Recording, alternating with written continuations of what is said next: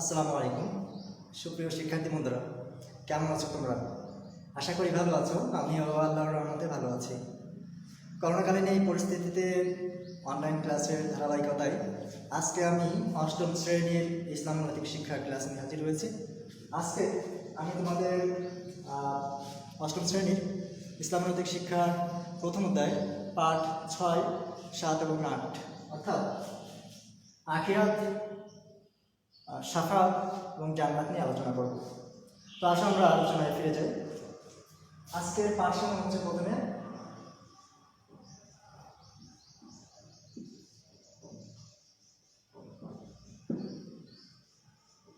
আখিরাত। বন্ধুরা, তোমরা জানো আখিরাত কি? মানুষের দুনিয়াবী জীবন যখনই শেষ হয়ে যাবে, অর্থাৎ মৃত্যু যখন চলে আসে একজন মানুষের, তখন তার আখিরাত শুরু হয়। আখিরাত অর্থ কি? আখিরাত অর্থ হচ্ছে পরকাল।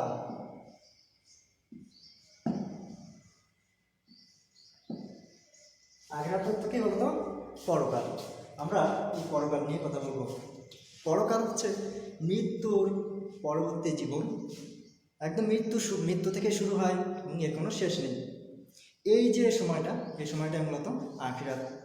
আখিরাতের প্রধান দুইটি পর্যায় রয়েছে। একটি হচ্ছে বারজাখ, আরেকটি হচ্ছে কিয়ামত। প্রধান দুটি পর্যায় কি বললাম? বারজাখ,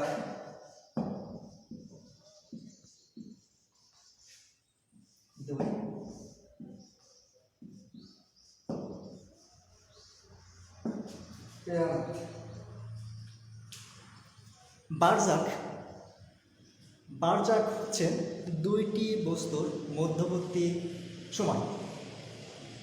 দুইটি বস্তুর মধ্যবর্তী সময়কে বলা হয় এই বারজাখ।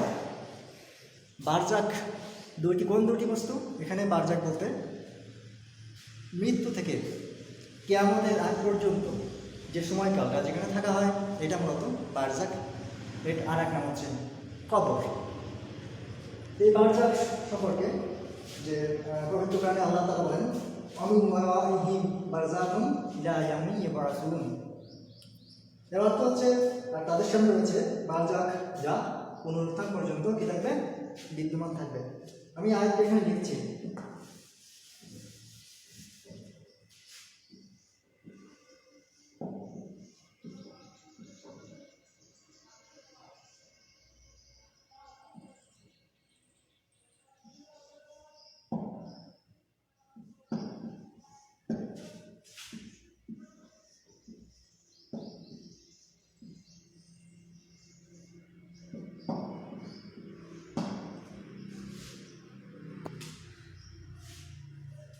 পবিত্র কোরআনে মহান রব্বুল আলামিন যে আয়াতটা আমি বললাম, এই আয়াতটির অর্থ হচ্ছে এরকম যে তাদের সামনে রয়েছে বারজাখ।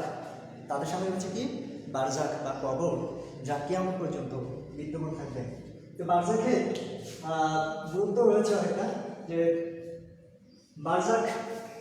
বারজাখে জীবন বা কবরের জীবনে একজন মানুষ দুনিয়ায় যে কাজ করে, ভালো কাজ করুক মন্দ কাজ করুক, আল্লাহর হুকুম মতো চলুক বা না চলুক, এর প্রাথমিক যে একটা পরিমাপ রয়েছে, সে অনুযায়ী বারজাখী জীবনে সে শাস্তি ভোগ করে। তোমরা জানো কবর কি ভয়ঙ্কর জায়গা। আমি একটু প্রাসঙ্গে আলোচনা না করলে নয়। তো ওসমান রাদিয়াল্লাহু তাআলা আনহু এই বারজাখ বা কবর এটিকে দেখে অত্যন্ত ভীত সন্ত্রস্ত হয়ে প্রচণ্ড পরিমাণে কান্নাকাটি করতেন। কেন করতেন? তার কাছে জিজ্ঞেস করা হলো, হে আমিরুল মুমিনিন, আপনি এই কবর দেখে কেন এত কান্নাকাটি করেন? এই বারজাখী জীবনকে কেন এত ভয় করেন? তিনি বলেন যে এই বারজাখ বা এই কবর, এই সময়ে যে ব্যক্তি নাজাত পেয়ে যায়, তার পরবর্তী ঘাটিগুলো সে নাজাত পেয়ে যায়। আর বারজাখ বা কবরে যদি কেউ নাজাত না পায়, আটকে যায়, শাস্তির সম্মুখীন হয়, পরবর্তী ঘাটিগুলো তার জন্য অত্যন্ত কঠিন হয়ে যায়। সে বারজাখ। তো বারজাখের পরে আমরা আসবো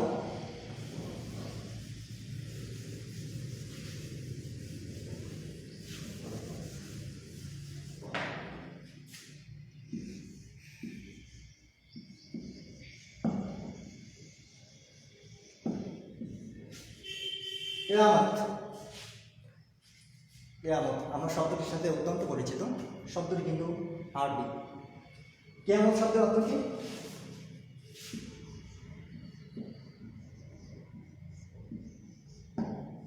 দণ্ডায়মান হওয়া।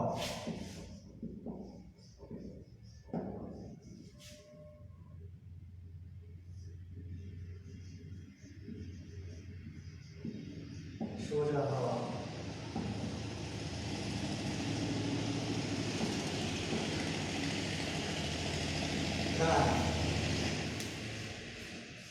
কেমন শব্দ অর্থ হচ্ছে দাঁড়ানো, সোজা হওয়া, দণ্ডায়মান হওয়া, এসব।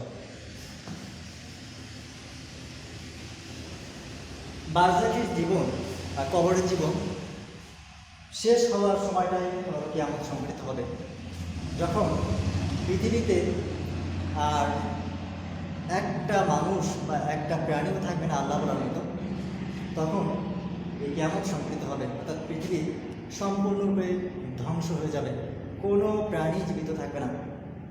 তো কিয়ামতে সমস্ত মানুষ যারা সেই অর্থাৎ আদম আলাইহিস সালাম থেকে শেষ পর্যন্ত আদম আলাইহিস সালাম থেকে শুরু করে শেষ পর্যন্ত যত মানুষ বা যত জীবজন্তু যা ছিল সবাইকে উঠানো হবে কিয়ামত দিবসে।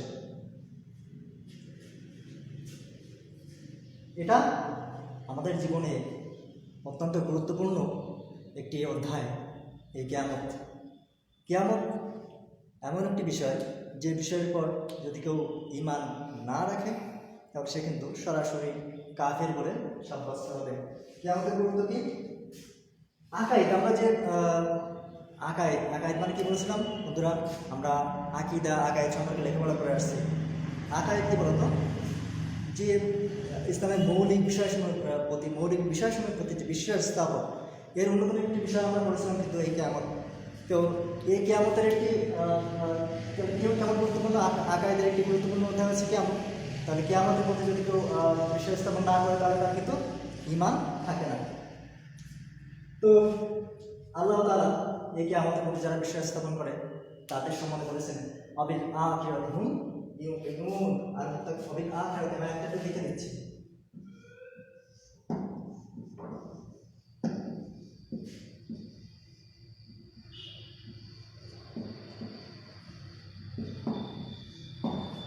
অবিল আখিরাতি হুম ইউকিনুন। আর তারা অর্থাৎ মুত্তাকিরা আখিরাতের প্রতি দৃঢ় বিশ্বাস স্থাপন করে।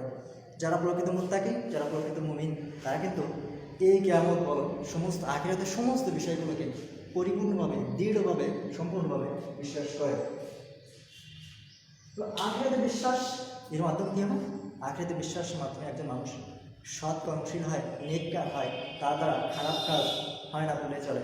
সে যখন একটা খারাপ কাজ করতে যায় সে চিন্তা করে যে আমি যদি খারাপ কাজটা করি, একজন মানুষ হয়তো বা দেখতে পাচ্ছে না, হয়তো বা কোনো প্রমাণ নেই, কিন্তু মহান রব্বুল আলামিন এটাকে দেখছেন। কারণ আল্লাহ তার পবিত্র করে বলেছেন কিরামান কাতিবিনা ইয়ালামুনা মা তাফআলুন। দুজন সম্মানিত লেখক প্রত্যেকের জন্য নির্ধারিত করা হয়েছে, যারা তোমরা যা করো এটি ভালোভাবে সম্পূর্ণরূপে পুঙ্খানুপুঙ্খরূপে জানে। তো মহান রব্বুল আলামিন তো আমাদের জন্য রেখেই দিয়েছেন, দুজন নির্ধারণ করে দিয়েছেন, দুজন সম্মানিত ফেরেশতা, যারা আমাদের সৎকর্ম এবং পাপকর্ম যা করি না কেন সব কিছু তারা লিপিবদ্ধ করে রাখে।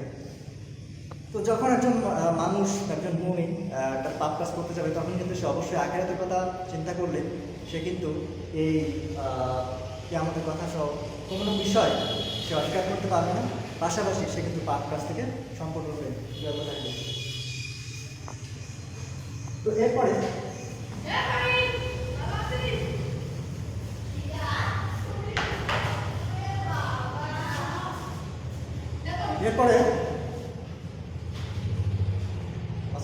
আখিরাত সম্পর্কে অল্প কিছু হলেও জানলাম।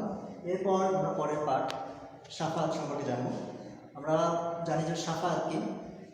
শাফাত শব্দের সাথে আমরা পরিচিত, যারা বিভিন্ন সময় বইয়ে পড়েছি, আলেমদের মুখে শুনেছি, মসজিদে শুনেছি। শাফাত শব্দের অর্থ কি? শাফাত শব্দের অর্থ হচ্ছে সুপারিশ করা, অনুরোধ করা, এগুলো। শাফাত আদি শব্দের অর্থ হচ্ছে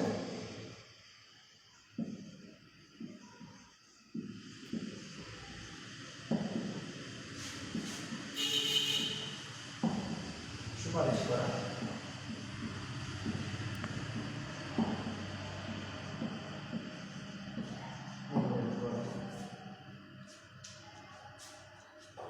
শাফাত কাকে বলে? ইসলামের পরিভাষায় মহান আল্লাহ তাআলার কাছে মানুষের কল্যাণ ও ক্ষমা লাভের জন্য যে প্রার্থনা বা অনুরোধ বা সুপারিশ করা হয় তাকে বলা হয় বলো শাফাআত। এই শাফাত দুই কারণে করা হয়ে থাকে। কয়টা কারণে করা হয়ে থাকে? দুইটি কারণ। একটি কারণ হচ্ছে, আমরা কারণগুলো দেখতে পারি। বন্ধুরা, তোমরা কিন্তু খাতা কলম নিয়ে এবং পাঠ্য বই নিয়ে তোমরা ক্লাসে বসতে সুবিধা হয়, কারণ অনেক পয়েন্ট যেগুলো তোমরা বইয়ে আচ্ছা ঠিক আছে, কিন্তু সেগুলো যদি একটু আমার সাথে পড়ো এবং লেখো তাহলে কিন্তু তোমাদের জন্য আরও একটু সুবিধা হয় এবং তোমরা সহজে পড়াটা আত্মস্থ করতে পারবে বলে আমি বিশ্বাস করি। শাফাত দুইটি কারণে করা হয়। একটা হচ্ছে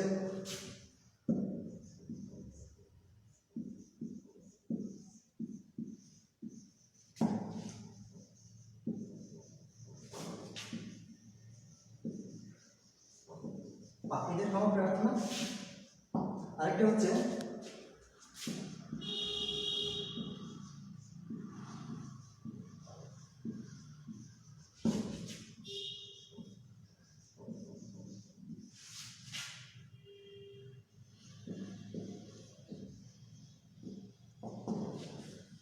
মূলত এই দুটো কারণে শাফাত করা হয়ে থাকে, পাপীদের ক্ষমা প্রার্থনা আর পুণ্যবানদের মর্যাদা বৃদ্ধি।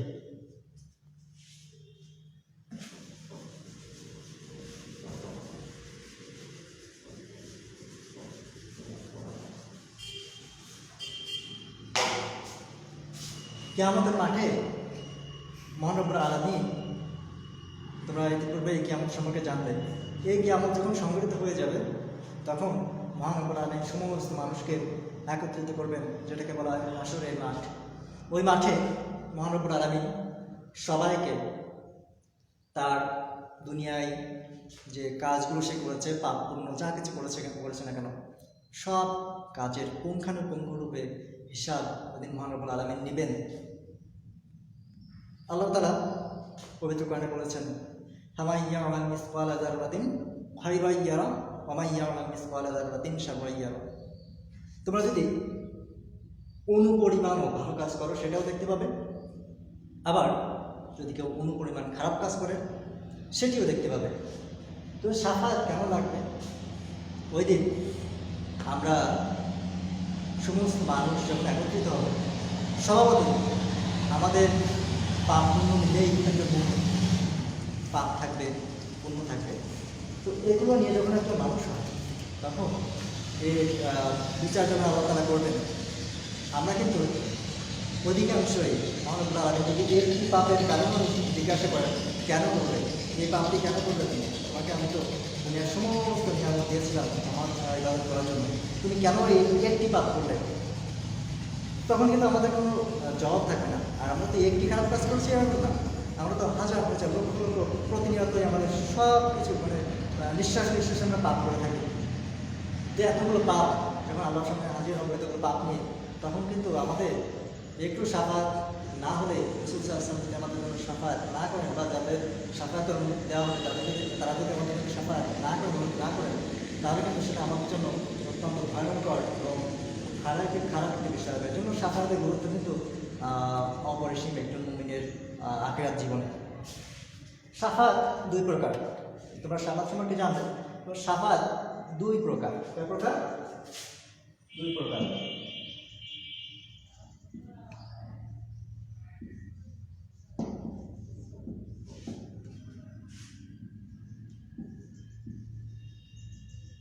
শাফাত কুবরা,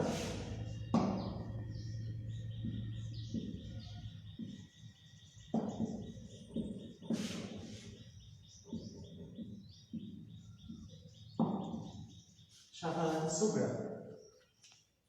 শাফাত শব্দের অর্থ আমরা জানি, কুবরা শব্দের অর্থ হচ্ছে বড়, সবচেয়ে বড়। শাফাত সুগরা, সুগরা মানে হচ্ছে সবচেয়ে ছোট। তো এখানে শাফাত কুবরা কি আর শাফাত সুগরা কি? শাফাত কুবরা সম্পর্কে আগে বলি। কিয়ামতের মাঠে যখন মহান রব্বুল আলামিন সমস্ত মানুষকে একত্রিত করবেন বিচার করার জন্য, কিন্তু বিচার কাজ শুরু হবে না, সবাই অপেক্ষমান। সে আদম আলাইহিস সালাম থেকে শুরু করে কিয়ামতের আগ পর্যন্ত যত প্রাণী ও বিশেষ করে মানুষ এবং জিন তারা কিন্তু অপেক্ষা করতে থাকে কখন আমার বিচার কাজ শুরু হয়। বিচার কাজ শুরু হতে যাবে না, সবাই সবার মাথার বিভিন্ন বর্ণনা বিভিন্ন রকম আসছে। কেউ বলেছেন 1 হাত পড়ে, কেউ বলেছেন 1 মাইল পড়ে। তো খুব নিকটবর্তী জায়গায় সূর্যটা আসবে। তো এত দূর থেকে সূর্যের যে তাপ, আমরা একটু রোদে গেলেই আমাদের কী পরিমাণ গরম লাগে আমরা জানি। তো এত কাছাকাছি যখন সূর্যটা আসবে তখন একজন মানুষের অবস্থা কেমন হবে, কতটা কাহিল হয়ে যাবে একজন মানুষ, কতটা প্রেশান হয়ে যাবে একজন মানুষ। মানুষ চাইলে যে বিচার করে আমাকে জাহান্নামে দেয় বা জান্নাতে দেয়, যেখানে দেখি বিচারটা করুক, আসলে টেনশন কাজ করবে যে আমি আসলে জান্নাতে যাবো নাকি জাহান্নামে যাবো। এই টেনশনটা কিন্তু বেশি একজন মানুষকে কাহিল করে। তো যখন এই মানুষ অপেক্ষমান অবস্থায় থাকবে, তো মানুষ দল বেঁধে কী করবে? সর্বপ্রথম আদম আলাইসাল্লামের কাছে যাবে। তারা চিন্তা করবে যদি আদম আলাইসাল্লামের কাছে যায়, আদম আলাইসাল্লামের কাছে যে অনুরোধ করে যে আল্লাহ তাআলা বিচার কাজ শুরু করেন, তো তাহলে আমাদের বিচার কাজ যতটা শুরু হবে। তারা দল বেঁধে সমস্ত মানুষ আদম আলাইসাল্লামের কাছে যাবে, বলবে হে বাবা আদম, আপনি তো আমাদের সবার পিতা, তা আপনি মহান রব্বুল আলামিনের কাছে একটু অনুরোধ করেন তিনি যেন বিচার কাজটা শুরু করেন। আদম আলাইহিসসালাম অপারগতা প্রকাশ করবেন। তিনি বলবেন আমি নিজেই আজকে চিন্তিত, মহান রব্বুল আলামিন আমার সাথে কী ব্যবহার না করেন। তিনি বলবেন যে তোমরা অমুক নবীর কাছে যাও, তারপরে আরেক নবী, তারপরে আরেক নবী, এভাবে সমস্ত গুরুত্বপূর্ণ নবীদের কাছে এই মানুষ দল বেঁধে যাবে। ঈসা আলাইহিসসালাম বলো, মুসা আলাইহিসসালাম বলো, ইব্রাহিম আলাইহিসসালাম, সমস্ত নবীর কাছে যাওয়া হবে। কেউ এই অনুরোধ করতে পারে সাহস করতে পারবেন না। সবাই মহান রব্বুল আলামিন কিন্তু তখন কহার নাম ধারণ করে থাকবেন।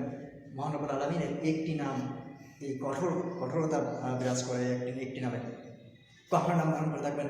এই জন্য আল্লাহ তাআলা যখন রাগান্বিত অবস্থায় থাকবেন, নবীরা পর্যন্ত ভয়ে ভীত সন্ত্রস্ত থাকবেন যে মহান রব্বুল আলামিনের কাছে যে আমি কীভাবে কথা বলবো, আল্লাহ রাব্বুল আলামিন তো রেগে আছেন, আমার সাথে কী ব্যবহার যদি আজকে যদি আমি ফেসে যাই।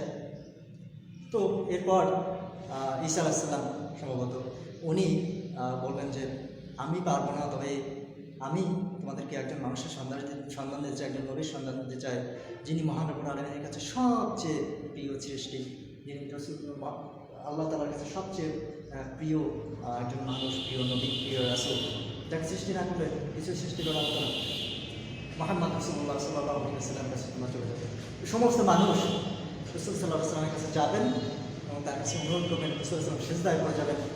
রাসূল সাল্লাল্লাহু আলাইহি ওয়াসাল্লাম সিজদায় যখন পড়ে যাবেন, মহান রব্বুল আলামিন কিছুক্ষণ পর বলবেন হে আলী, আপনি মাথা ঘোরান, আপনার অভিযোগ, আপনার কথা আপনি আমার কাছে পেশ করেন। রাসূল সাল্লাল্লাহু আলাইহি ওয়াসাল্লাম বলবেন ইয়া রব্বুল আলামিন, আপনি আমার উম্মতের বিচার কাজ শুরু করেন। সমস্ত মানুষ প্রেশান অবস্থায় রব্বুল আলামিন আপনি বিচার কাজ শুরু করেন। তো মহান রব্বুল আলামিনের কাছে এই যে সুপারিশ, বিচার শুরু করার জন্য যে সুপারিশটা, এটাই হচ্ছে বড় সুপারিশ, এটা সবচেয়ে গুরুত্বপূর্ণ সুপারিশ। এটি হচ্ছে শাফাআতে কুবরা। আর শাফাআতে সুগরা কি?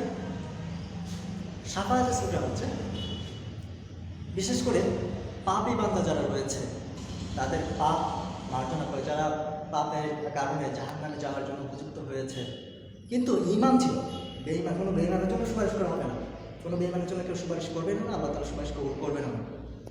তো যারা ঈমানদার কিন্তু পাপের কারণে, কিছু পাপের কারণে জাহান্নামে চলে যাচ্ছে, মহান রব্বুল আলামিন কয়েক শ্রেণীর মানুষকে, যেমন নবী, রাসূল, সাহাবী, আউলিয়া কিরাম, হাফেজ, শহীদ, এই ধরনের কিছু শ্রেষ্ঠ ব্যক্তিত্বকে শাফাআত করার অনুমতি দেওয়া হবে। তারা এই পাপীদের পাপ মার্জনা করে যেন জান্নাতে দেওয়া হয়, এই ব্যাপারে মহান রব্বুল আলামিনের কাছে অনুরোধ করবেন। তো মহান রব্বুল আলামিন যার যার ব্যাপারে অনুরোধ কবুল করবেন তাকে তাকে জান্নাতে দেওয়া হবে, আর যার যার ব্যাপারে কবুল করবেন না সে জাহান্নামে চলে যাবে। তো এখন আর শাফাআত সুগরার আর একটি ব্যাপার রয়েছে, সেটা হচ্ছে যারা পুণ্যবান তাদের মর্যাদা বৃদ্ধির জন্য, যে দেখা গেল যে একজন জান্নাত পেয়েছে, জান্নাতে আদম নামে একটা জান্নাত রয়েছে, আমি একটু পরে জান্নাতের আলোচনা যাচ্ছি। তো তার জন্য সুপারিশ করা হবে, আল্লাহ তাকে জান্নাতুল ফেরদাউস দিয়ে দেবেন। তো মহান রব্বুল আলামিন যদি কবুল করতে চান তাকে কবুল করে জান্নাতুল ফেরদাউস অর্থাৎ আরও একটু উচ্চ স্তরের জান্নাতে দিয়ে দেবেন। এটা হচ্ছে শাফাআতে সুগরা। তাহলে শাফাতে সুকরা দুইটা ধরন, একটা হচ্ছে পাপীদের ক্ষমা করে জাহান্নাম থেকে জান্নাতে, আর যারা জান্নাতে গেছে কিন্তু তাদের মর্যাদা বৃদ্ধি করার জন্য আরেকটা সুপারিশ। এইটা হচ্ছে শাফাতের দুইটা ধরন। তো এরপরে আমরা আসবো জান্নাত সম্পর্কে আলোচনা নিয়ে। বন্ধুরা, এখন আমরা তৃতীয় পার্ট অর্থাৎ জান্নাত সম্পর্কে আলোচনা করব। এটি পার্ট 8 নম্বর পার্ট। এর আগে কিন্তু আমরা 6 এবং 7 পার্ট পড়েছি। তো জান্নাত খুব পরিচিত একটা শব্দ। জান্নাত শব্দের অর্থ কি? জান্নাত হচ্ছে বাগান, উদ্যান। তো জান্নাত কাকে বলা হয়? যারা দুনিয়ায় সৎ কর্মশীল, আখিরাতে তাদের যে আবাসস্থল হবে বিচারের পর, তাকে বলা হয় জান্নাত। জান্নাতে কি রয়েছে? জান্নাতে আমরা কোরআন হাদিসে জান্নাত সম্পর্কে যে পরিচয় একটু একটু পাই। আসলে জান্নাতের যে পরিচয়, জান্নাত যে কেমন, এটি কিন্তু মুখে বলে, লিখে, শুনে আসলে সম্ভবই না জান্নাতের পরিচয় দেওয়া। কারণ মিশকাত শরীফের একটি হাদিসে আমরা দেখেছি, রাসূল বলেছেন, আল্লাহ রাব্বুল আলামিন বলেন যে জান্নাতে এমন সব নিয়ামত রয়েছে যে নিয়ামত না কোনো চোখ দেখেছে, যে নিয়ামত না কোনো কান শ্রবণ করেছে, যে নিয়ামত সম্পর্কে না কোনো ব্রেন, না কোনো মেধা দিকে কল্পনা করতে পেরেছে। তো যতটুকু যা বর্ণনা আমরা কোরআন হাদিসে পাই, জান্নাতে রয়েছে সুউচ্চ বড় বড় অট্টালিকা, যে অট্টালিকাগুলো একজন মানুষের জন্য নির্ধারণ করে দেওয়া হবে। এই অট্টালিকা আমরা তো দুনিয়ায় ইট, কাঠ, পাথর দিয়ে বিল্ডিংগুলো তৈরি করি।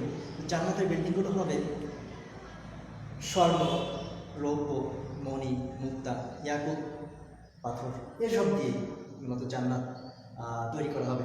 এবং জান্নাতে রয়েছে সব সুন্দর সুন্দর ঝর্ণা, যে ঝর্ণাগুলো 4টা ঝর্ণার কথা বলা হয়েছে। দুধের মধুর শরবতের, একটা হচ্ছে পানি। এই 4টি ঝর্ণা একত্রিত হয়ে এই ঝর্ণাদার পানিগুলো একসাথে একটা নদীর মতো প্রবাহিত হয় এবং নদীর তলদেশটা বেশ আম্বর দিয়ে গঠিত। এবং সেখানে মন যা চাইবে মনে করা হবে, সেখানে তাই কাজ করবে। মনে করা হবে বলছেন,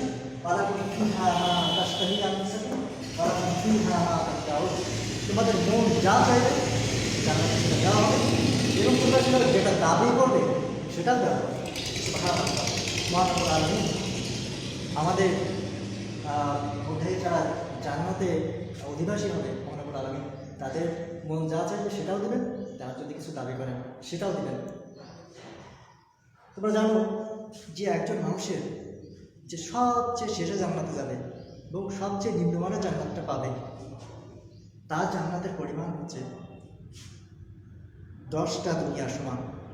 চিন্তা করতে পারো, একজন মানুষ 10টা দুনিয়া সমান এত বড় একটা জায়গা তার জন্য সাজিয়ে দেওয়া হবে। ফাঁকা ধরু মরুভূমি, এরকম কষ্টের জায়গা, দুর্গন্ধযুক্ত জায়গা না, প্রত্যেকটা জায়গা অত্যন্ত মূল্যবান, যে সমস্ত দুনিয়া বেচলেও তার এক হাত জায়গার দাম হয় না, এমন জায়গা মহান রব্বুল আলামিন সবচেয়ে জান্নাতে যাবেন তাকে দান করবেন। জান্নাত কয়টা বলতো? তোমরা সবাই জানো জান্নাত 8টা।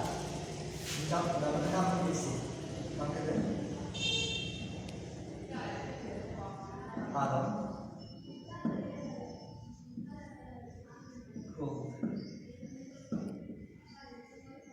নাই,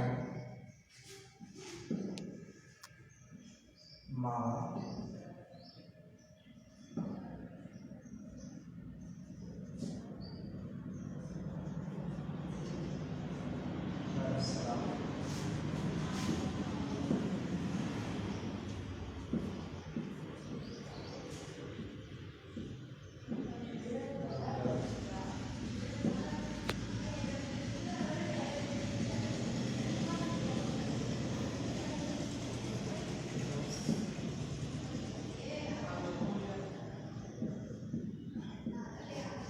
জান্নাতুল আদম, জান্নাতুল খুলদ, দারুন নাঈম, জান্নাতুল মাওয়া, দারুস সালাম, দারুল কারার, দারুল হাকাম, জান্নাতুল ফেরদাউস। আমি সঙ্গে লিখেছি, জান্নাতুল বলে লেখা হয়নি। এর মধ্যে সবচেয়ে উত্তম জান্নাত হচ্ছে জান্নাতুল ফেরদাউস। সমস্ত নিয়ামত এখানে প্রত্যেকটা জান্নাতের বিস্তার করা হয়েছে। প্রত্যেকটা জান্নাতেই নিয়ামতে ভরপুর, তবে একটা থেকে আরেকটা নিয়ামত আরও একটু বেশি। এইভাবে সবচেয়ে বেশি নিয়ামত হয়েছে জান্নাতুল ফেরদাউস। রাসূল ইসলাম দোয়া করেছেন, বলেছেন তোমরা যখন জান্নাতের দোয়া করো তখন জান্নাতুল ফেরদাউস নিয়েই দোয়া করো, জান্নাতুল ফেরদাউসের জন্যই দোয়া করো। মহানবুল আলামিন পবিত্র কোরআনে জান্নাত লাভের মাধ্যমটা বলে দিয়েছেন। আমরা তো সবাই জান্নাতে যেতে চাই, কেউ তো জাহান্নামে যেতে চাই না, কারণ জাহান্নামের শাস্তি ভোগ করার মতো ক্ষমতা আমাদের নেই। তো জান্নাতে যেতে চাইলে মহানবুল আলামিন তার পথগুলো বিভিন্ন আয়াতে, বিভিন্ন হাদিসে আমরা জানি, আল্লাহ তাআলা বার্তা দিয়েছেন। পবিত্র কোরআনে একটা আয়াতে আল্লাহ তাআলা বলেন, ওয়াবাশশিরিল্লাযীনা আমানু ওয়া আমিলুস সালিহাতি আন্না লাহুম জান্নাতিন তাজরি মিন তাহতিহাল আনহার। অবশ্যই রাসূল আপনি সুসংবাদ দিন আল্লাযীনা আমানু, যারা ঈমান এনেছে তাদেরকে, ওয়া আমিলুস সালিহাত, এবং যারা সৎকর্ম করেছেন, আন্না লাহুম জান্নাতিন, তাদের জন্য রয়েছে জান্নাত, তাজরি মিন তাহতিহাল আনহার, যার তলদেশ দিয়ে ঝর্ণাসমূহ, সুমিষ্ট ঝর্ণাধারাসমূহ প্রবাহিত হয়। তো এই জান্নাত পাওয়ার জন্য মহানবুল আলামিন কয়েকটা শর্ত দিয়েছেন। ঈমান আনতে বলেছেন, ভালো কাজ করতে বলেছেন। ভালো কাজ কি? শরীয়তে যে আমলগুলো করতে বলা হয়েছে, নামাজ, রোজা, হজ, যাকাত, দান, সত্য বলা, মিথ্যা না বলা, মানুষের উপকার করা, মানুষকে কষ্ট না দেওয়া, এই সব কিছু সৎকর্ম বা ভালো কাজের মধ্যে রয়েছে। তো আরও আমরা হাদিসে বলতে পারি যে আস-সালাতু মিফতাহুল জান্নাহ, নামাজ বেহেশতের চাবি। অর্থাৎ একজন মানুষ যখন নামাজ আদায় করে তার কিন্তু অন্যান্য আমলগুলো ঠিক হয়ে যায়। যখন মানুষ পার্মানেন্ট নামাজ আদায় করে, ওকেশনাল না, পার্মানেন্ট নামাজি হয়ে যায়, তখন কিন্তু তার দ্বারা ভালো কাজ, সমস্ত ভালো কাজে সংগঠিত হয়, এবং তার জন্য কিন্তু জান্নাত পাওয়াটা সবচেয়ে সহজ হয়ে যায়। এর জন্য রাসূল সাল্লাল্লাহু আলাইহি ওয়াসাল্লাম বলেছেন যে আল জান্নাতু তাহতা আকদামি উম্মাহাত, তারপর বলেছে আস-সালাতু মিফতাহুল জান্নাহ। তো আমরা এই বিষয়গুলো জান্নাত লাভের বিভিন্ন মাধ্যম আমরা জানি। আরেকটা কি বলা আছে, আল জান্নাতু তাহতা আকদামি উম্মাহাত, তোমরা মা বাবার মায়ের পায়ের নিচে কিন্তু জান্নাত রয়েছে। তো আমরা মা বাবার সেবা করবো, তাদের কথা শুনবো, এগুলো করলে জান্নাত পাওয়া যায়। তো সকল ভালো কাজ আমরা যেগুলো জানি, যেগুলো জানি না এগুলো জেনে নেব, সমস্ত ভালো কাজ করবো, সমস্ত খারাপ কাজ থেকে আমরা বিরত থাকবো। তো বন্ধুরা, আজকে আমরা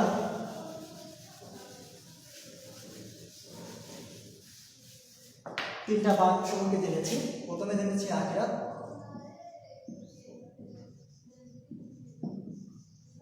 দ্বিতীয় জেনেছি শাফাত, তৃতীয়ত জেনেছি জান্নাত।